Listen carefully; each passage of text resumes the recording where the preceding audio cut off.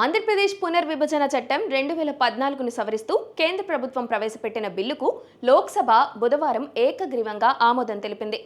ఈ బిల్లు ద్వారా అమరావతిని ఆంధ్రప్రదేశ్ ఏకైక శాశ్వత రాజధానిగా చట్టబద్ధం చేశారు. గత 10 ఏళ్లుగా నెలకొన్న అనిశ్చితికి తెరదించుతూ జూన్ 2, 2024 నుండి ఈ సవరణ అమల్లోకి వచ్చేలా నిబంధనలు చేర్చారు. దాదాపు 2 గంటల పాటు సాగిన ఈ చర్చలో కేంద్ర హోంశాఖ సహాయ మంత్రి నిత్యానంద్ రాయ్ బిల్లును ప్రవేశపెట్టగా స్పీకర్ ఓం బిర్లా సమక్షంలో ముజువానీ ఓటుతో బిల్లు గెలిచింది. ఈ బిల్లుపై చర్చలో ఇండియా కూటమి నుంచి కాంగ్రెస్ పార్టీ అనూహ్యంగా మద్దతు ప్రకటించింది. కాంగ్రెస్ ఎంపీ మాణిక్యం ఠాకూర్ ఆంధ్రప్రదేశ్ అభివృద్ధి కోసం అమరావతిని శాశ్వత రాజధానిగా తాము మనస్ఫూర్తిగా సమర్థిస్తున్నామని పేర్కొన్నారు.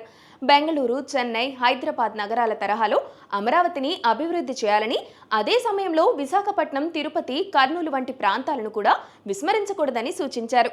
రాష్ట్ర విభజన సమయంలో ఇచ్చిన ప్రత్యేక హోదా వంటి హామీలను కూడా కేంద్రం నెరవేర్చాలని ఆయన డిమాండ్ చేశారు. వైఎస్ఆర్ కాంగ్రెస్ పార్టీ మాత్రం ఈ బిల్లును తీవ్రంగా వ్యతిరేకిస్తూ సభ నుండి వాకౌట్ చేసింది.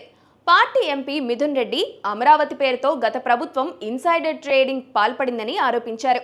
అమరావతికి కేటాయించిన 15,000 కోట్లు కేవలం అప్పుల రూపంలోనే ఉండటం వల్ల రాష్ట్రంపై ఆర్థిక భారం పెరుగుతుందని, భూములిచ్చిన రైతులకు ఖచ్చితమైన కాల పరిమితితో న్యాయం చేయాలని ఆయన డిమాండ్ చేశారు.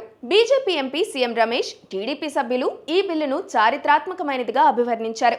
ఒక రాష్ట్ర రాజధానిని మార్చకుండా ఉండేందుకు పార్లమెంటులో చట్టం చేయడం స్వతంత్ర భారతదేశ చరిత్రలో ఇదే తొలిసారి అని వారు పేర్కొన్నారు.